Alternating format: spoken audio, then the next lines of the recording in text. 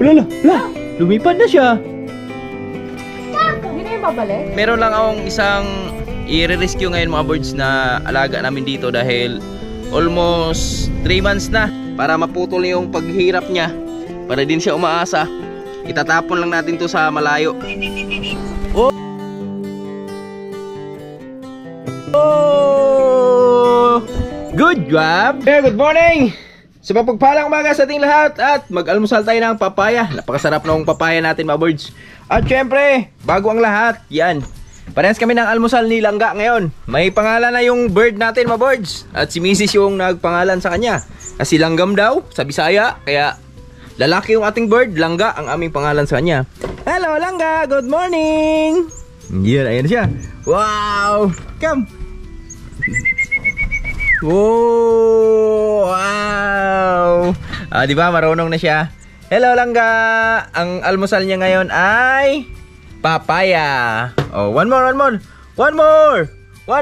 Langga! Galing, di ba? Oh, palayo natin konti. Layo konti. Oh! Very good. So, halik ka na. Mag-almusal ka na. Gugutom na siya. Wow, nagutom ka na? Yan. At isa sa palatandaan mga birds na lalaki si Langga dahil ito yung kanyang mukha may puti. Your finger. Langga is coming. Your finger. Put your arms like this. Bodong, don't do that, Bodong.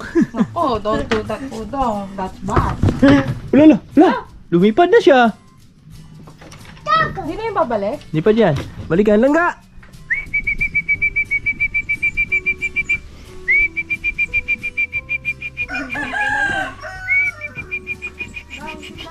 Langga.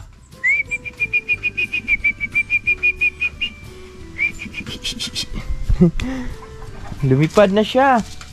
Ganito yung pagkain. Ah!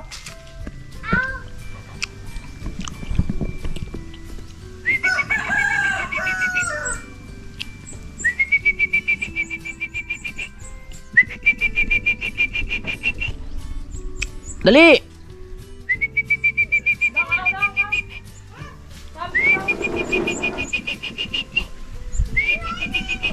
Oh! Good job! Yeah, good job, mama. Bumalik niya. Di ba? Bumalik na siya. So ngayon, papakainin na natin kasi nagugutom na siya. Kainin na natin. Papaya yung kanyang almusal. Malandi ka. Dali daw! Dali! Natuto ka lang lumipad eh. No! Natuto ka lang lumipad eh, no? Lipad ka rin ng lipad eh. Hello! Hi, Baba! Hello! Ano si Balan? It's raining. Ang almusal mo ay papaya. Wow! Sobrang healthy ng almusal mo ah. Tingnan mo. Oh. Gutom na. Gutom. Yeah. Laki. Papasubo pa to eh. Dali. Gagawa na natin ito ng malaki-laking lagayan mga birds. Oh. Ba? Anong kulay niya pag lumaki? Ganyan, yung brown na ano, may puti dito sa ano, mukha. Maganda yan paglaki niya. Ang kulit! Dali! Langga! Galing na Langga ko ah! Kaon Langga ko ah! Tignan nyo yung takaw oh. Oh, ayan oh. Grabe, lunok agad ah. Grabe, lunok agad ah. Ang galing ah. Yan, umpisa na yung pagdapo-dapo niya sa puno. Katagalan nito, di na ito babalik.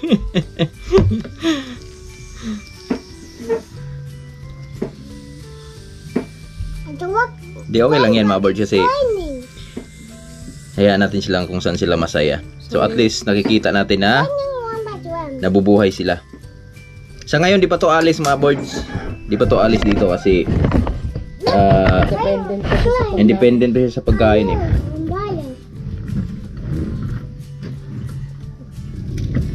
Tingnan nyo kumain oh. Pag marunong na siya. Hindi siya dependent Diba? sa pagkain. Galing niya. Okay, the big Busog na? mountain, mountain, mountain. Laging gutom niya. Ang bilis mabusog ng ano eh no? Ibon eh no? Mountain, mountain. Kunting ano lang eh. Spinning. Oop. Rolling. It's rolling. Where did you get that? That do hello. Stop it. Uy. What happened my friend? Dali. Wala na, busog na. Umaayaw din. Busog na siya. Bilis lang oh. Yan oh. Ang takaw kasi. Tapos na tayong maligo, pakain kay Langga. Tayo naman kumain. Laki ng almusal natin oh. Papaya yung almusal natin ngayon dahil wala kaming bigas.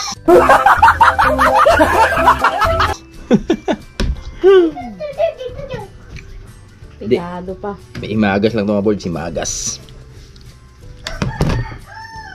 Sarap to ba? Magkano na yun sa palengke? Ganyan kalaki. Mahal yan. Nasa ano yata ang per kilo nito eh, sa palengke. Pag nasa palengke na ha, 30 dito sa amin. 30 per kilo. 30 to 40.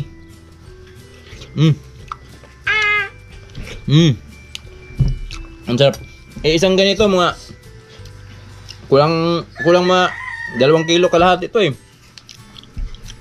40 oh. Mga 100 din yan pag binili mo sa palengke.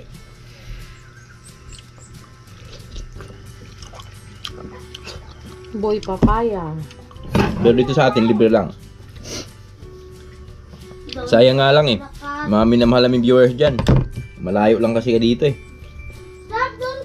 Daming papaya doon. Wala ka ng balak magtanim yun? Pohon kalo yan. Kahit sandaan lang. Pero walang nangungumparang papaya ngayon eh. Walang nangumpra ngayon ng papaya mga boys. Tigil yung ano kasi sobrang dami ng papaya sa Bacolod ba. Saging. Nagsawa din yung mga tao tapos lalo na walang pasukan. Mahina yung ano ngayon. Bintahan. Good morning mga boys. So katapos natin mag-almusal. So hinahanap ko si Tatay Riot kanina. Hindi ko mahanap. So yun pala. Kasi mag-almusal nga sana kami.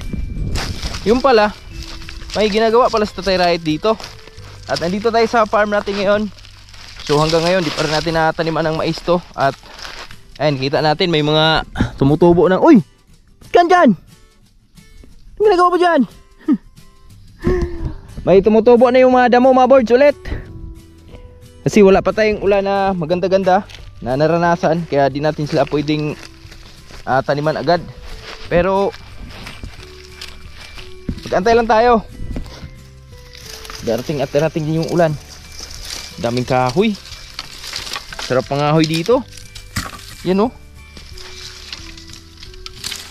Yung pala mga board, sinahanap ko sa Tatay Riot kanina kung asan siya. So may mga ginagawa na pala sa Tatay Riot dito.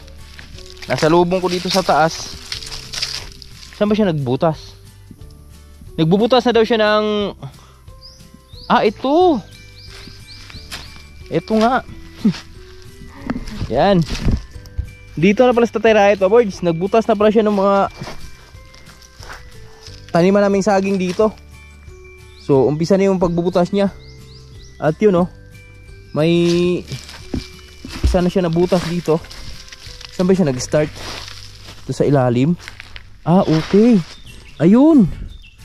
Simula doon sa baba. Lalayo yata ng agwat. Oop. Yun oh. Kapag butas na sa Tatay Riot doon at ang daming kumpain.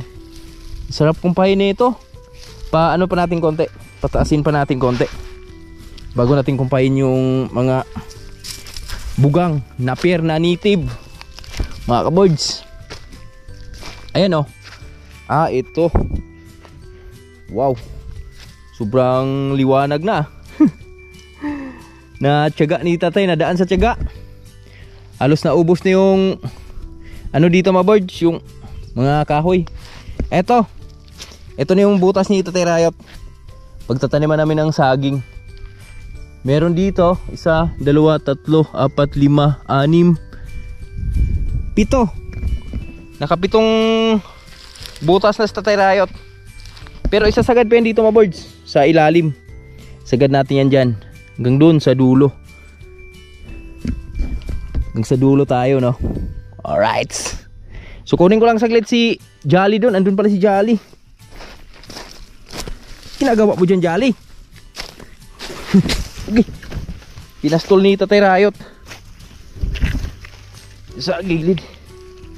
Ingat lang tayo dito mga boards dahil sobrang napakadulas ng daan dito. Lalo na ngayon, oh.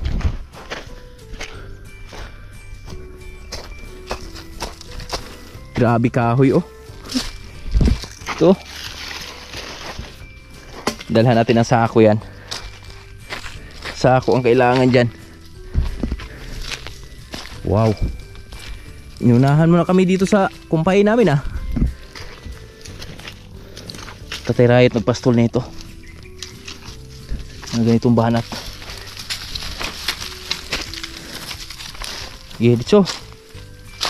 Saan tayo? Nabubuhay na ulit yung mga ano mga boards. Yung mga damo.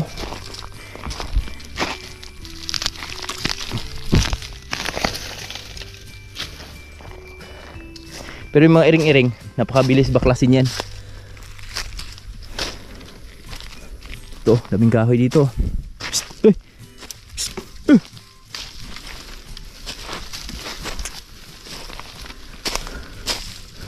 oh, diba? Liwanag.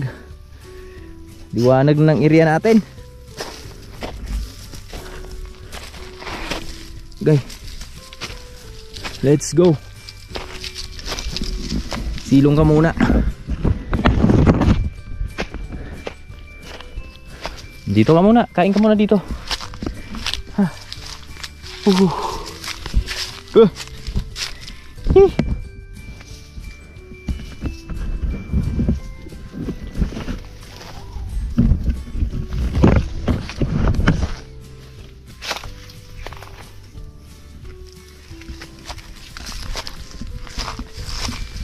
Silong ka muna dyan.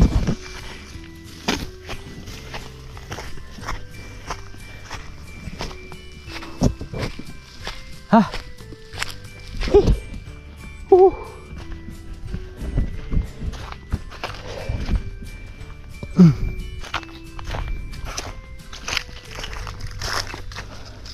Mulok na tayong duhat. Lalaki. Wow. Ingat lang, madulas. Mga kabards, yan. So, galing na tayo doon sa farm kanina, sa baba. So, sinilip ko sa Tatay Rayot doon. So, nagbubutas na sa Tatay Rayot doon. At meron lang akong isang i-rescue ngayon mga birds na alaga namin dito dahil almost 3 months na siyang umaasa na mapipisa niya pa yung mga itlog niya. So, alaga ni, ano to, Tatay Rayot. So, para matapos niya yung paghihirap niya, matapos na yung kanyang baka sakali na mapisa pa, para hindi na siya maasa. So, i-rescue na natin siya ngayon.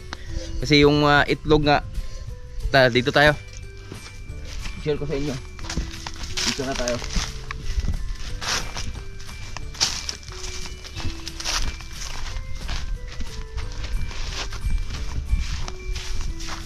Ito mga boards, matagal na tong naglilimlim, almost 3 months na. So, akala nga namin nawawala na tong itik na to. Pero hindi natin lubos sa kalain. Andito pala siya. So, hanggang ngayon umaasa siya na mapipisa pa yung mga itlog niya. So, ito. So, nakaraan mga boards. Ito yung itik na yan. nakaraan, dito talaga siya nag-iitlog dun sa ilalim. Yan, yung sa hindi talaga madudukot ng aso ba. Kasi nakaraan, nag-itlog to dun sa kabila. So, nakaitlog siya ng mga 5, 4. So, kinain kasi ng aso. Kaya, nakapag-decide siya na lumipat ng ibang area. So, dito ngayong na ano niya, dito siya nakapagpasya na, dito siya lumipat sa ilalim. So, napaka-safety naman dahil di nga talaga kayang pasukin ng aso. Ang masaklap dito mga birds, pag ang itik pala na sobrahan lang sa pagkain, so kahit walang kumakasta, nagbibigay pa rin pala sila ng itlog. So, yun yung inaakala niya ngayon na mapipisa pa yung mga itlog na yan. So, ito yung mga itlog na yan. Ito yung isa. Yan. Ayan, kita natin na tubig na talaga yung laman, oh. Tubig na yung pinakalaman niya. So, doon to galing sa loob. At hindi lang to mga birds. Itong itlog na to, galing na to dito sa labas. Binalik niya dito. So, para matapos niya yung pagdudusa niya, pag babakasakali niya, so, itatapon lang natin to. So, ito yung iba mga birds, oh. Ang dami nito. Yan, ito. Kasi sa katagalan kanyang limlim doon, so nagtataka siya, bakit hindi pa rin napipisa. Kaya ang ginawa niya, nilabas niya yung mga itlog niya. So ito, ang dami nito. 2, 3, 4, 5, 6, 7, 8, 9, 10, 11, 11. At ito yung patunay niyan. Yan, ito yung sa loob niyan mga birds. 12 dapat to. Yan. So ito yung patunay na wala talagang sisiw sa loob. Yan, bugok na. Kasi almost 3 months na nga itong nililimliman niya. So ngayon, para maputol yung paghirap niya, para din siya umaasa, itatapon lang natin to sa malayo, dun sa sapa, sa baba ng farm natin, para makapag move on na siya. At hanapan natin yung lalaki yan, lalaki na itik mga birds, para susunod na pisa niya, mayroon talaga siyang mga sisiw na. So kawawa naman, naawa na rin ako mga birds, kasi sobrang lumalabas na lang siya pag umiinom. Yan, pag nagugutom siya talaga, yun na lang yung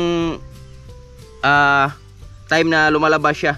Tapos after nun, binabalikan pa niya itong maitlog na to.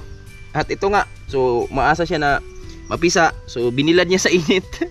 Kala niya siguro kulang sa limlim niya, kulang sa init para lang mapisa yung mga itlog niya. Pero ang di niya alam, hindi na ito mapipisa habang buhay. So kaya ito, itatapon lang natin to para goods na siya. Tingnan natin dito, baka mayroon pa matila. Wala na. Tapon lang natin to dito para matapos yung pagdudukan niya ba. Ang dami nito. So kung nakita ko lang to na maaga, kukunin ko na sana to, kaso lang di rin natin nakita kasi sobrang ganda nga ng pagkatago niya doon, kasi sinisipti niya yung itlog niya para di talaga makuha ng tao, tsaka di makain ng aso. Kung nakita ko lang to agad, so pwede natin kunin to, mapakinabangan pa sana, kaso lang sobrang hirap nga na kunin, sobrang tagong-tago niya yung itlog niya. Kaya ito yung nangyari. Tapon lang natin to. Dito natin itapon sa gilid para di niya makita talaga.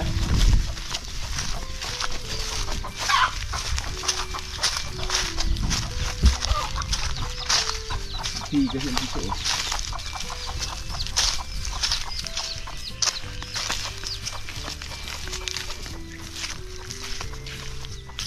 Yan, itik, pasensya ka na. So para matapos yung pagdudusa mo, tatapon na natin tong itlog mo. Dito na sa baba, kakainin ng mga ano to dito, bayawak. Umutok. O di ba? Ang babaho na kasi noon. Ang tagal na kasi ng mga birds, mga almost 3 months na ngayon. Grabe baho. O di ba? So at least kahit paano natapos na yung kanyang pagdudusa. Hindi na siya mahirapan. Kasi naawa na rin ako dun sa itik na yun, mga kabirds. No? So at least tapos na. Mga kabirds, meron na pala akong gustong i-share sa inyo. Dahil Grabe, grabe yung bilib ko dito sa manok na to. So itong manok na to, pang ano to, yung pang sabong talaga, galing sa farm, sweeter kung tawagin. So namatay kasi ito nakaraan kasi nagkapariglahan sila dun sa manok ni Tatay Rayot. Sinabit namin dito. Pero tingnan nyo mga birds, napakatibay ng laman niya ha. Kasi ano, hanggang ngayon andyan pa rin siya. Siguro mga 4 months na yung nakasabit dyan. Hindi na namin kinain dahil late na namin nakita yan eh. Kaya ilagay lang namin dyan. At dyan ako believe dahil hanggang ngayon buo pa rin siya. So yung kasabay niya na inahin na namatay din nakaraan, sinabit namin dyan. So wala na, bulok na, kinain siguro ng ano yun, bayawak or inakyat ba dyan, kaya nawala na dyan. Pero yan, believe ako, andyan pa rin siya, buhay pa rin siya no. Grabe, ang tibay niya men. Tapos may yung niyog natin dito yan, medyo buhay na sila. Oh, di ba? 5 yan. So yan mga birds, hanggang dito lang muna yung video natin. Magkita-kits na lang po tayo sa mga susunod nating video. Maraming salamat sa lahat na sumusuporta, sa lahat na palaging nanonood sa aming mga video. Shoutouts yung lahat, kahit sang sulok na tayo ng mundo, mag-ingat po tayo lahat palagi. At shoutout na rin kay Tonsin Riot, sa Sword Family, Sword Planet, Idol Jumper Sniper, sa mga OFW natin dyan, sa mga silent viewers, lalo na sa mga solid supporter. Mula noon hanggang ngayon, dyan pa rin kayo nakasubaybay sa mga video natin. At shoutout na rin sa lahat na kumpare ko dyan sa kahit isang sulok ng mundo. Kay Paring Badong, shoutout, Paring Lakas, Paring Dandy, Paring Gilbert, Paring Errol. Shoutout sa mga Kalamba vloggers, mga kumpare natin. At syempre shoutout na rin kay Atilalin, kay Bruno, yan. Sa lahat po, ingat palagi, God bless everyone. I love you all, bye bye.